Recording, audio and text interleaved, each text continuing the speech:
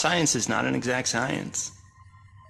At its best, science is chaotic and unpredictable. Often produces a foul odor that you cannot scrub from your fingers. Nature has bottomless mysteries and contradictions, a fanfare of ironies and impossibilities. Male seahorses bearing litters. Frogs consuming their own offspring.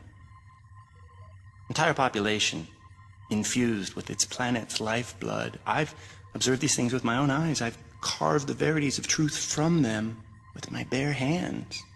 Any answer, and I do mean any answer, can be dissected into being. Any secret can be cut open when the scalpel is sharp enough. This is science, right? 80% patience and 20% is cutting things open.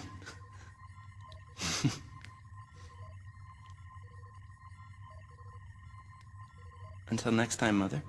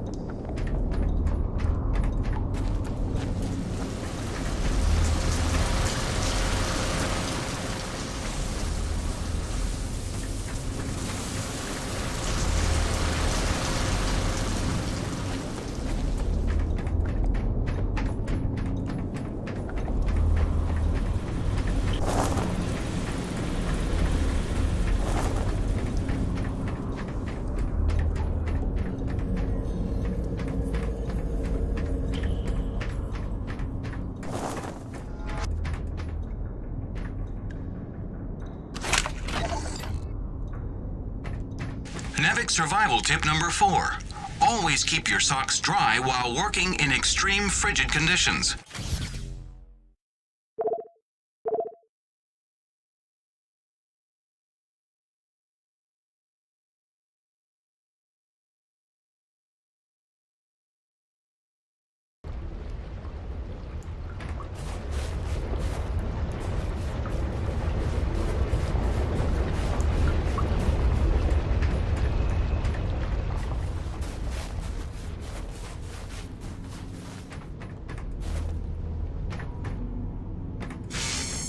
Hey, what's the rumpus, Jim?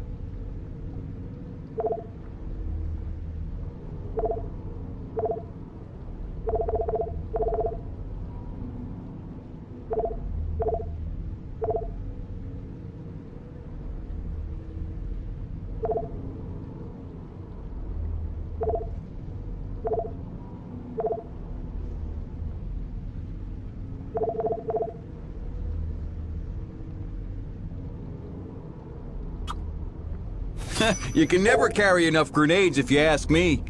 Good deal, good deal. You be careful out there, kiddo.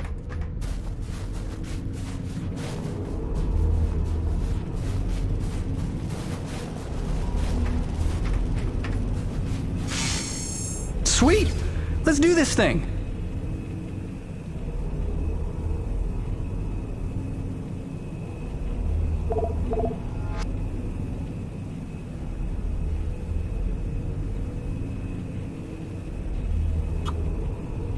Yep. More reach for your winch. Doodles.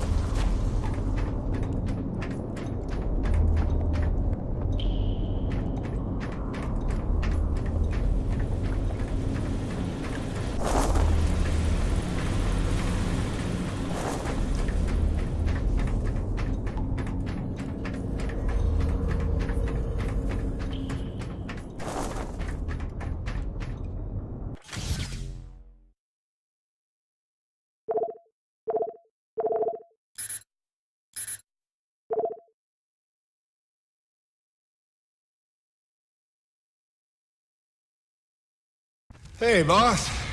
Nice to see everything still running as smooth as ever. I knew you're still alive. So where the hell you been? So, you fought a G-class Akrid, fell down the side of a mountain, landed on the other side of Shack's Peak, and somehow survived for 2 weeks before you got back into comm range? Thankfully, the rig was flush with rations and ammo.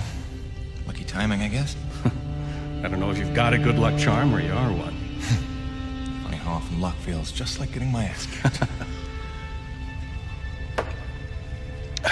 Jim, you know, I take you at your word, of course, but I'm sensing there's a little more to your story. Well, now that you mention it. There is this. What is... Where did you find that? Sensing that you already know the answer to that. Don't toy with me, Peyton. What did you find? Why don't you tell me what I found? We're the first humans to set foot on this planet, so obviously I didn't find some 50-year-old NEVEC base, did I? Keep your voice down. Is that really all you have to say? No. It's important you understand something, Jim. Keeping the first colony under wraps wasn't my idea. It's one of the terms I had to agree to for NEVEC to greenlight this mission in the first place. Perception is vital to their interests. I'll go to great lengths to conceal such a debacle. Coronis was set to land far, far from the original site, but the storm forced us down here. Nearer to the truth than I could have even ever hoped. Hoped? Why would you hope for this? That's why. General Charles Braddock, commander of the 1st Neo-Venus Colonial Expeditionary Force. Your old man led the first colony. Led it, and lost it. And he was never the same. Something happened here. Something you would never talk about. All right, so... you're here to what? Fulfill your father's dreams? Redeem his failures? I'm here to solve the energy crisis. And maybe get some answers with your help. Consider this an opportunity.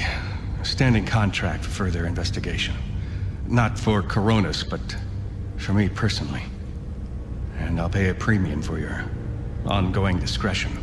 So I get to lie to everybody, too? If a word of this reaches NEVEC, they'll take back the whole operation. Put it under paramilitary command.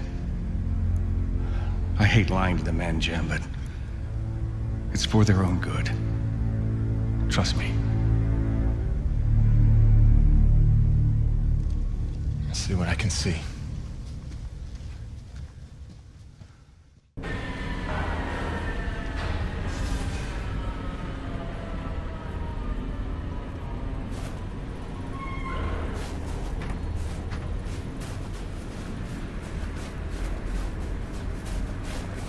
By the way, Jim, a supply drop came in while you were away, and if I'm not mistaken, we got all the parts we need for a couple of major upgrades to your rig. One of them's a gas torch. I've got some contracts for you on the new pipeline, so I need you ready to do some welding. The other upgrade? Well, I'll just let Gail show you that one.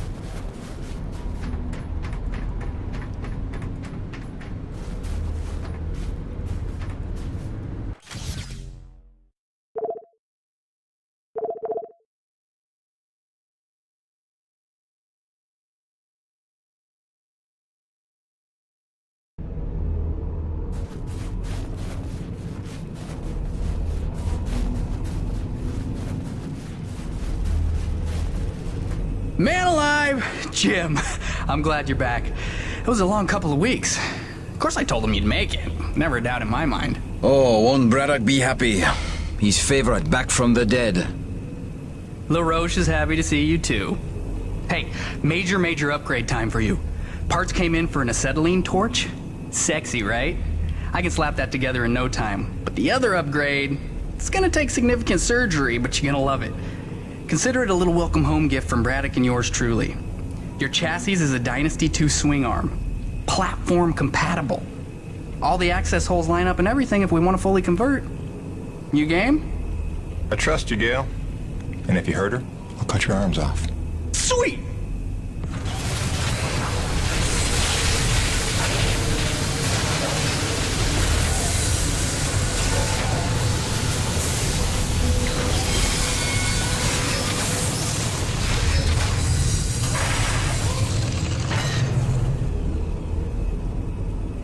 This is it, Jim.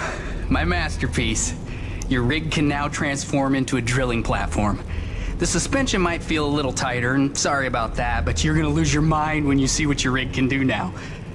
LaRoche, no begging for one. Giving you enough chances. Fancy but useless, huh? What good is a drilling platform without knowing the location of deep thermal pockets? Shush! You're ruining the high. Jim, you were also officially upgraded with the Mitchell Industries oxyacetylene torch. Dual 150 oxygen regulators with a custom thermodyne cutting tip. It's a small flame for welding and cutting, so don't expect to melt the environment with it. It's pretty pyro-proof. Gotta say, proud of this one. Just check the valve reseals on the cylinder from time to time. And the Frankenstein rig keeps growing. Yeah. LaRoche, can I have a second alone with Gale? I don't want to be here for this anyway. Au revoir.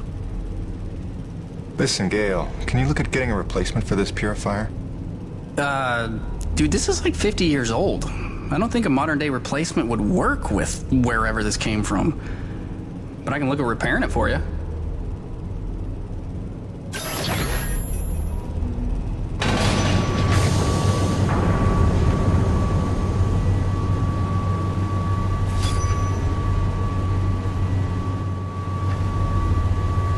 Tell the truth, Jim. How did you survive in the wild for 2 weeks? Oh, no big story to tell. Fell off a cliff, nearly died, got rescued by a beautiful snow princess who magically healed me at her secret hideaway. Pretty much what you'd expect. Nice. Points for creativity.